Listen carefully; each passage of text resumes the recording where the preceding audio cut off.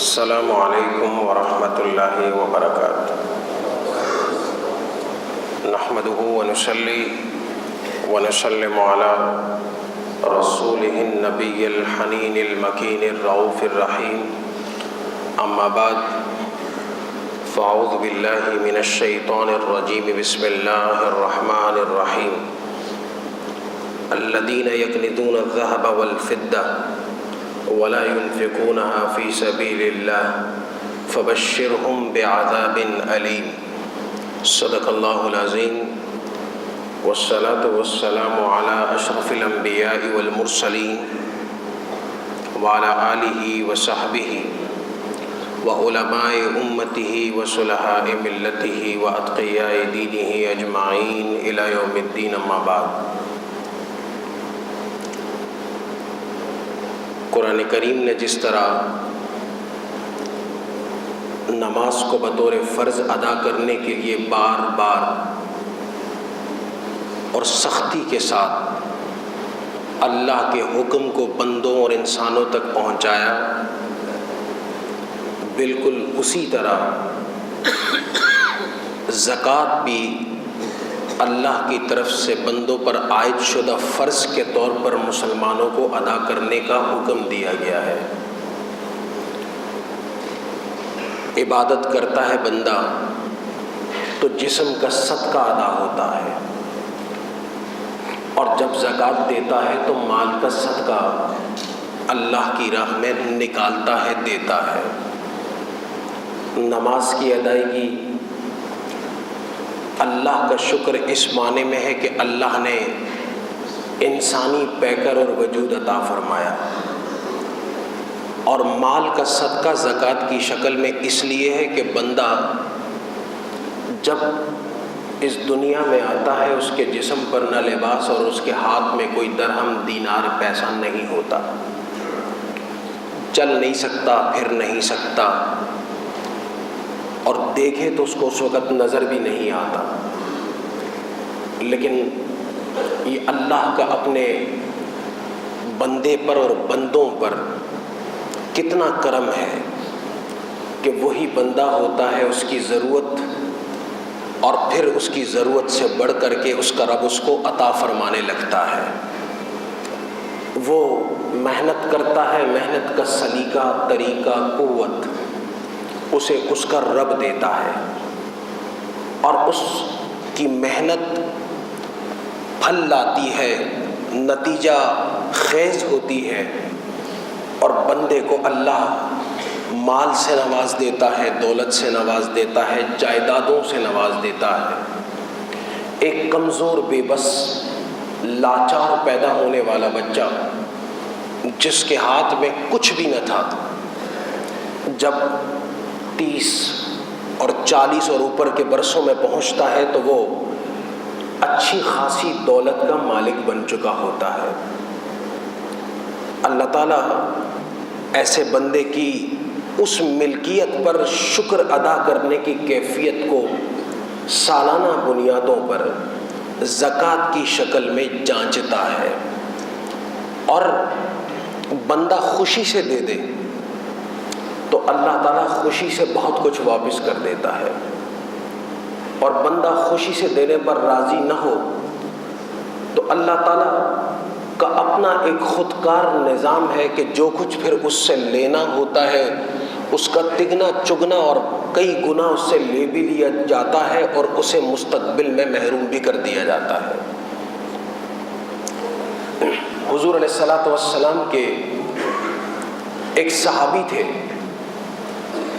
ثعلبہ بن عبد الرحمن، حضور صلی اللہ علیہ وسلم کی بارگاہ میں حاضر ہو کر کے عرض کرنے لگے کہ اے اللہ کے محبوب صلی اللہ علیہ وسلم، آپ دعا فرما دیں گے تو اللہ تعالیٰ مجھے بہت دولت عطا فرما دے گا۔ حضور علیہ الصلوۃ والسلام نے فرمایا، اے ثعلبہ، وہ مت مانگو جو اللہ نے تمہیں نہیں دیا، اور جو دیا ہے اس پر شکر کرو۔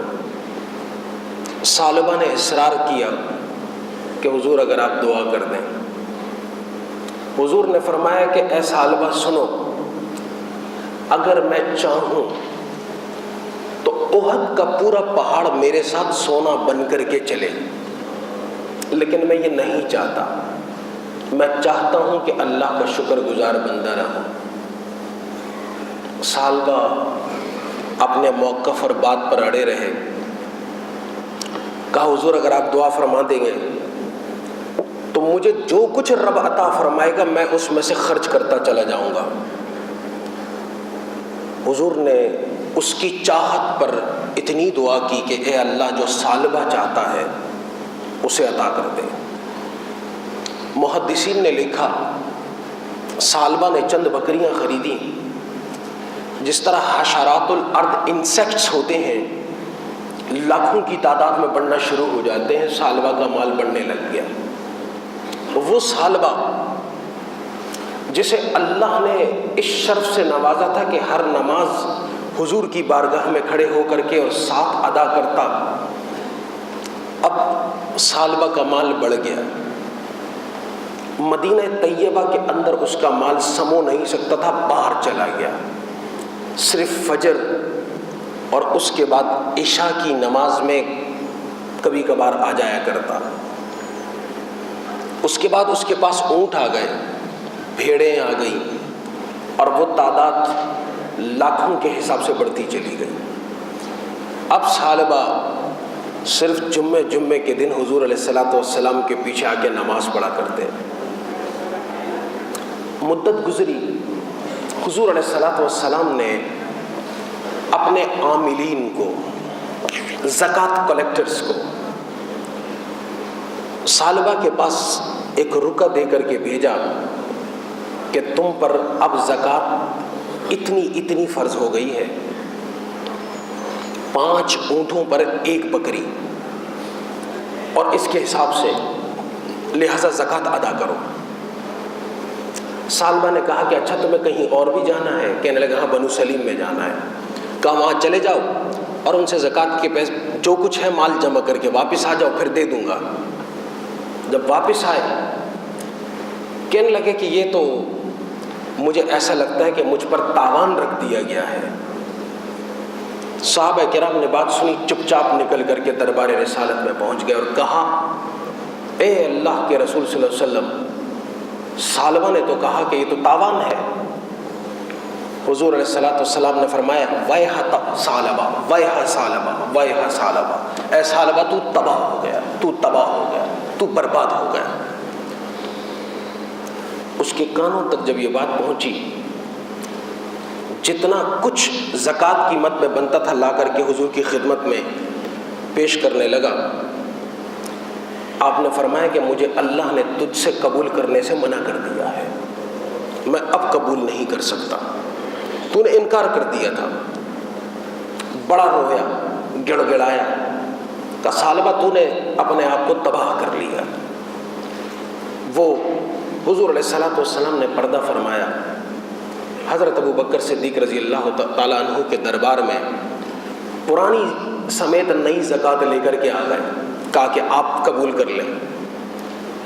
حضرت ابو بکر صدیق رضی اللہ تعالیٰ عنہ نے جواب دیا کہ جس زکوٰۃ کو حضور نے قبول نہیں کیا ابو بکر کون ہوتا ہے قبول کرنے والا؟ حضرت عمر فاروق رضی اللہ تعالیٰ عنہ کے دور مبارک میں بدترین قحط کا سامنا کرنا پڑا مسلمانوں کو، غذا کی بھی ضرورت، اجناس کی بھی ضرورت، گوشت کی بھی ضرورت، پیسوں کی بھی ضرورت۔ سالبہ پرانی زکوٰۃ لے کر کے ساری جمع کر کے حضرت عمر فاروق کے دربار میں حاضر ہوا۔ آپ نے فرمایا ہمیں اس وقت گندم کے ایک ایک دانے کی ضرورت ہے، ایک ایک دانہ قیمتی ہے، لیکن جس مال کو اللہ نے، اللہ کے رسول نے اور اللہ کے رسول کے جانشین نے قبول نہیں کیا، عمر ہوتا کون ہے اس کو قبول کرنے والا؟ یہ واقعہ ہم سب کو اس طرف متوجہ کرتا ہے کہ کہیں ہم سالبہ تو نہیں بن رہے، کہیں ایسا تو نہیں کہ اللہ نے دیا بہت کچھ ہے لیکن ادا کرتے وقت کہیں کہ جناب یہ تو بہت زیادہ ہو رہا ہے، یہ تو میں بہت کچھ ادا کر رہا ہوں۔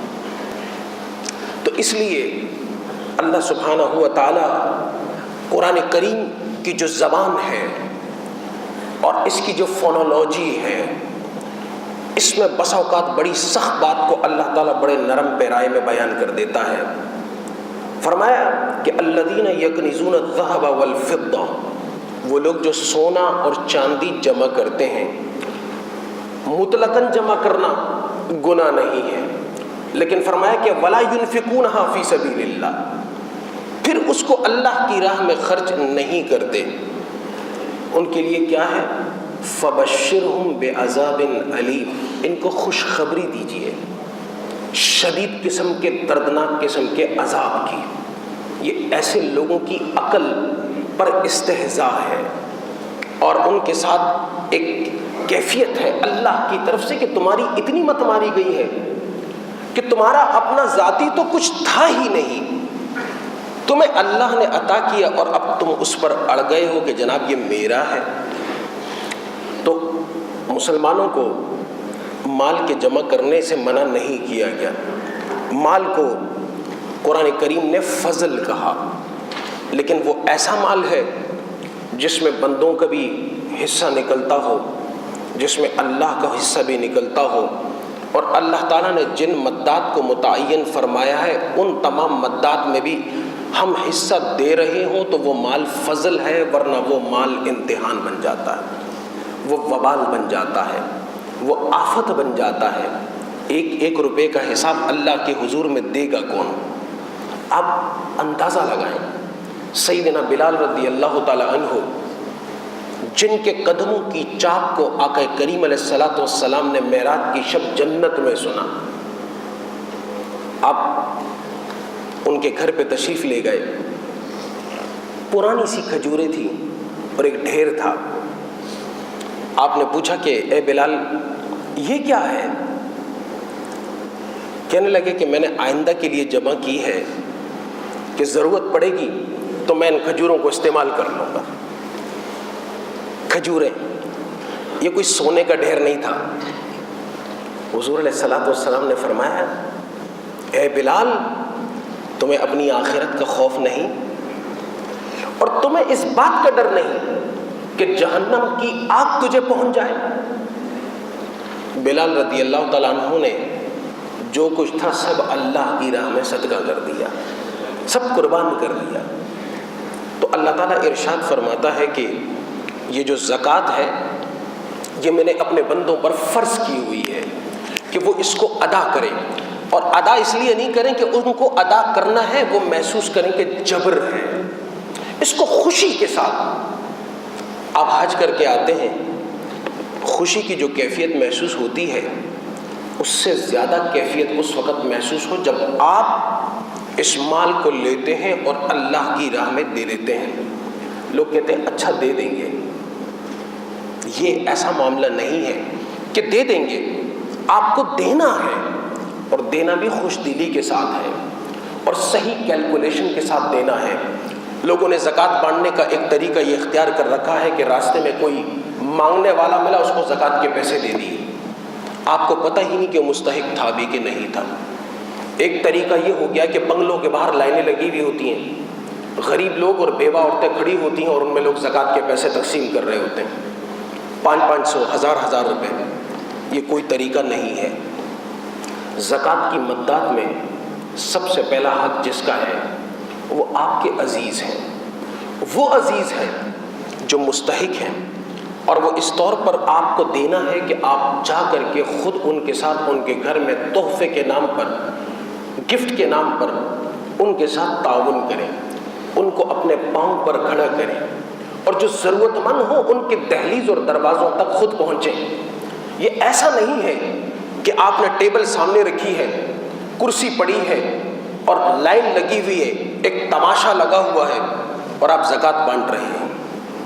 اس سے وہ تمام لوگ جو اس وقت پیسوں کو وصول کرتے ہیں زکوٰۃ کی مد میں، ان سب کی تذلیل ہوتی ہے۔ ہم یہ سوچیں، اللہ نہ کرے، اللہ نہ کرے ہماری بہن، ہماری بیٹی اگر کبھی ضرورت پڑ جائے اور اس طرح اس کو لائن میں لگنا لگے تو اس وقت ہماری خود عزت نفس کی کیا کیفیت ہوگی، ہم پر کیا بیت رہی ہوگی، وہ بھی کسی کی بیٹیاں ہیں، کسی کے گھر کی بچیاں ہیں، ضرورت مند ہیں۔ اس لیے ہم جب اللہ کی راہ میں زکوٰۃ دیں تو وہ بندوں کو خوش کرنے کے لیے نہیں، اللہ کو خوش کرنے کے لیے دیں۔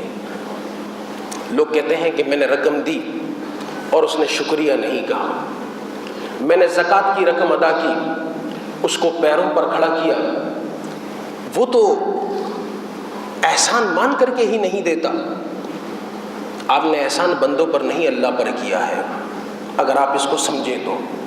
اور اگر اللہ اس احسان کو قبول کر لے تو سمجھیں کہ آپ کا بیڑا پار ہو گیا، اور اگر اللہ نے اس احسان کو قبول نہیں کیا تو بندوں کے ساتھ آپ کا جو بھی تعاون تھا وہ سب رائیگاں چلا گیا۔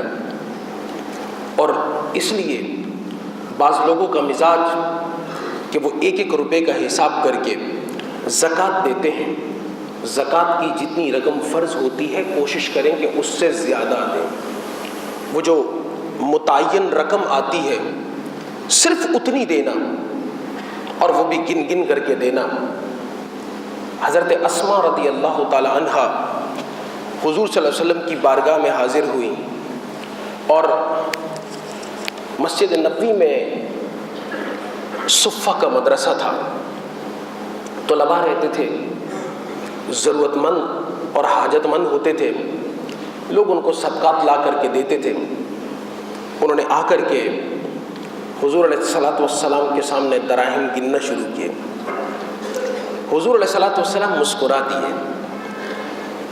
جب وہ دراہم دے چکی تو آپ نے فرمایا، اے اسماء، جب تم گن کر کے دیا کرو گی تو اللہ بھی تمہیں گن کر کے دے گا، اور جب تم بغیر گنے ہوئے دو گے تو اللہ تعالیٰ بھی تمہیں بغیر گنے ہوئے عطا فرما دے گا۔ تو زکوٰۃ کو فرض سمجھ کر کے خوش دلی کے ساتھ اور دین کی عبادت کے طور پر آپ ادا کریں۔ تو زکوٰۃ کے حوالے سے میں یہ عرض کر رہا تھا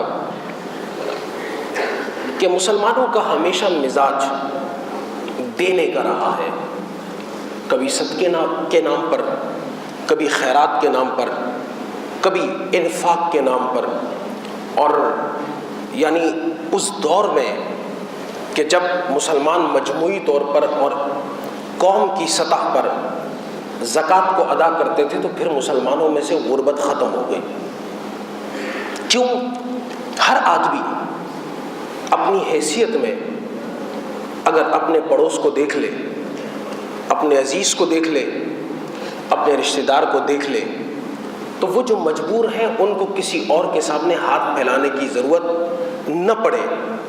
لیکن المیہ یہ ہے کہ لوگ زکوٰۃ صحیح طور پر ادا نہیں کرتے۔ جن لوگوں کی زکوٰۃ کی رقم بینکوں کے ذریعے کٹوتی ہو جاتی ہے وہ اللہ ہی بہتر جانتا ہے کہ صحیح استعمال ہوتی ہے یا نہیں۔ اس لیے ایک سرٹیفکیٹ جمع ہوتا ہے کہ آپ حنفی ہیں اور آپ اپنی زکوٰۃ کو خود ادا کرنا چاہتے ہیں، آپ وہ سرٹیفکیٹ جمع کروا دیا کریں تاکہ آپ کے جو دولت ہے، آپ کا جو مال ہے، آپ کا اکاؤنٹ ہے، اس میں سے بینک کٹوتی نہ کرے۔ اور زکوٰۃ کو ادا کرنے کا صحیح طریقہ یہی ہے کہ آپ اس کو اپنے ہاتھ سے دیں، اور اگر آپ ہاتھ سے نہیں دیتے تو حدیث میں آتا ہے کہ قیامت کے دن اللہ تعالیٰ اس پوری دولت کو جمع کر کے ایک انتہائی خوفناک ناک کی شکل میں، یہ بخاری کی روایت ہے، بنا دے گا، جس کے سر پر 2 آنکھیں ہوں گی۔ یہ اس کی زہرناکی کی علامت ہوگی۔ جو اس کا مالک ہوگا یہ ناک اس کے جبڑوں پر ڈسے گا اور کہے گا کہ میں ہوں تیرا مال، میں ہوں تیرا مال، اور میں ہوں تیرا مال۔ یعنی یہ اس لیے ہے کہ ہماری جو محبت ہے مال کے ساتھ وہ کم ہو جائے اور ہم اللہ کی راہ میں دینے والے بن جائیں۔ جن لوگوں کے پاس مویشی ہیں وہ کوشش کریں کہ ان کی صحیح زکوٰۃ کو ادا کریں، ورنہ حدیث میں آتا ہے کہ جو مویشیوں کے کھر ہیں، پاؤں ہیں، وہ ان کے ذریعے سے اپنے مالک کو قیامت کے دن کچل ڈالیں گے۔ کہیں ایسا نہ ہو کہ ہم بھی اس کا شکار بنیں، ہم بھی اس کی زد میں آئیں۔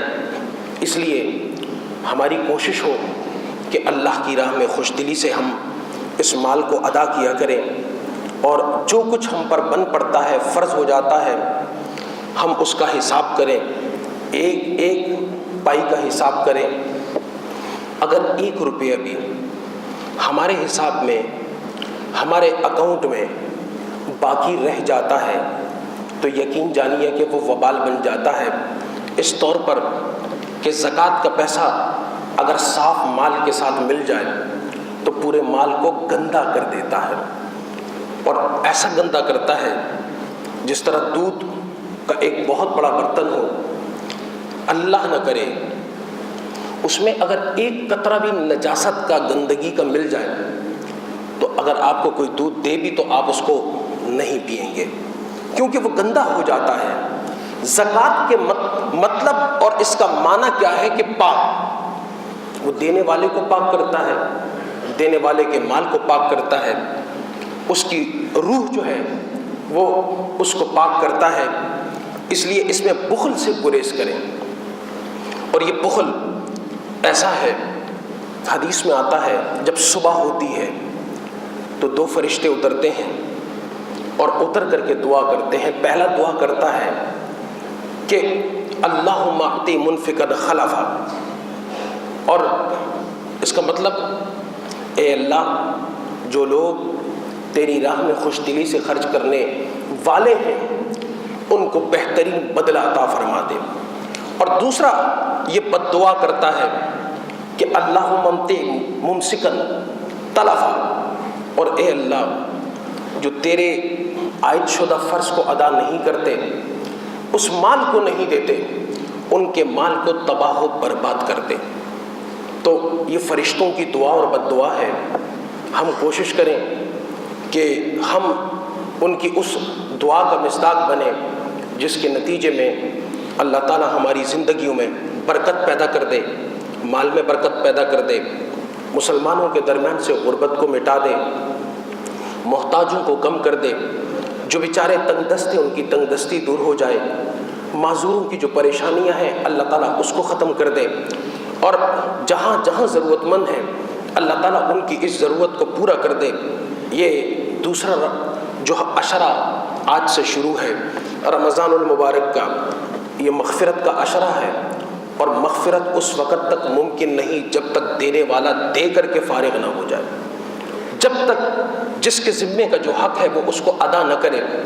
آپ پر اگر زکوٰۃ فرض ہے اور آپ کہیں کہ میں رات کو 100 نفل پڑھ کر کے زکوٰۃ کے وبال سے اپنے آپ کو اور زکوٰۃ کی عدم ادائیگی کے عذاب سے اپنے آپ کو بچا لوں، ایسا ممکن نہیں ہے۔ زکوٰۃ صحیح دینی ہے اور صحیح جگہ پر دینی ہے، باقاعدہ حساب و کتاب کے ساتھ اس کو دینا ہے، اور اللہ اگر قبول کر لیتا ہے تو اللہ آپ کے مال میں اس کے بدلے برکت عطا فرما دیتا ہے، مال ختم نہیں ہوتا۔ مسلمان کا ایمان ہے کہ جب وہ اللہ کی راہ میں روپیہ دیتا ہے تو قرآن کریم کی آیہ مبارکہ جو سورہ بقرہ کی ہے، اس کے روح سے 1 روپے کے عوض میں اللہ تعالیٰ اس کو 700 دنیا میں عطا فرما دیتا ہے۔ اس کے مال میں کوئی تنگی نہیں ہوتی، کمی نہیں ہوتی۔ تو دل کو کھولیں اور خزانوں کے منہ کو کھول دیں۔ اگر آپ اپنی تجوریوں کے، اپنے خزانوں کے، اپنے اکاؤنٹس کو کھول دیتے ہیں بندگان خدا پر اللہ کی رضا کے واسطے خرچ کرنے کے لیے، تو یقین جانیے یہ مہینہ تو ویسے بھی اللہ کی رحمت کی بارش کا مہینہ ہے۔ اللہ تعالیٰ اپنی رحمتوں، نعمتوں، مغفرتوں کی بارش فرما دے گا، اور جب آپ لوگوں کے لیے آسانی پیدا کریں گے تو اس وقت اللہ تعالیٰ سب سے پہلے آپ کے لیے آسانی پیدا فرمائے گا۔ اور یہ مہینہ اس کو حضور علیہ السلام نے ہمدردی کا شہر و مواسات کہا ہے، اس لیے اس ہمدردی کا سب سے بڑا مظہر یہ ہے کہ جن جن لوگوں کے اوپر زکوٰۃ فرض ہو چکی ہے وہ اس کو ادا کریں۔ کوئی شرعی مسئلہ ہے آپ اس کو بعد میں یہاں بھی پوچھ سکتے ہیں، مسجد کے دارالافتاء سے بھی پوچھ سکتے ہیں۔ آپ کو کوئی چیز کلیئر نہیں ہے تو انشاءاللہ تعالیٰ آپ کو کلیئر اس کا جواب بھی مل جائے گا کہ کوئی مسئلہ اس کا حل کیا ہے، اس کی صورت کیا ہے، اس کی نوعیت کیا ہے۔ اپنے طور پر بیٹھ کر کے کہ میرا خیال ہے اس زکوٰۃ کو یوں ہونا چاہیے اور یوں ہونا چاہیے، دین خیال کا نام نہیں ہے، دین ایمان کا نام ہے، دین شریعت اور قانون کا نام ہے، اور قانون کو قانون والا جانتا ہے جس نے اس قانون کو پڑھا ہو۔ آپ کوئی بھی عبادت اپنے خیال سے ادا نہیں کرتے، اور جب اس کو ادا کریں تو اس کے آداب کے ساتھ اور اس کے تمام حقوق کی رعایت کرتے ہوئے اگر آپ ادا کرتے ہیں تو پھر اللہ تعالیٰ آپ پر کرم بھی فرماتا ہے، آپ پر رحم بھی فرماتا ہے۔ آخری بات اس حوالے سے یہ عرض کرنی ہے، ہم روزانہ جو کھجور افطار میں استعمال کرتے ہیں، ان کھجوروں کی جو گٹھلیاں ہیں، بیج ہیں، وہ بچ جاتے ہیں اور عموماً اسے ڈسٹ بن کی نظر کر دیا جاتا ہے۔ آپ سے گزارش ہے کہ وہ بیج لے کر کے جہاں خالی کوئی جگہ دیکھ لیا کریں، آپ کے گھر میں کوئی خالی یا گھر کے باہر کوئی خالی جگہ ہو یا شہر سے باہر آپ کا جانا ہو، ان بیجوں کو جمع کرتے رہیں، اور جب موقع مل جائے آپ اس کو اس نیت کے ساتھ کہ اس سے درخت ہوگے تو میرے لیے صدقہ جاریہ بن جائے۔ اگر ہماری 20 کروڑ عوام ہے اور روزانہ کروڑوں ہم کھجوریں استعمال کرتے ہیں، وہ بیج جمع کر کے ہم اس طور پر درخت اگانے کے لیے استعمال کریں تو اس سے انشاءاللہ تعالیٰ کچھ عرصے کے بعد کروڑوں درخت برآمد ہوں گے جو ہر حوالے سے ہم سب کے لیے نفع کا باعث ہوں گے۔ اللہ تعالیٰ ہم سب کو عمل کی توفیق عطا فرمائے۔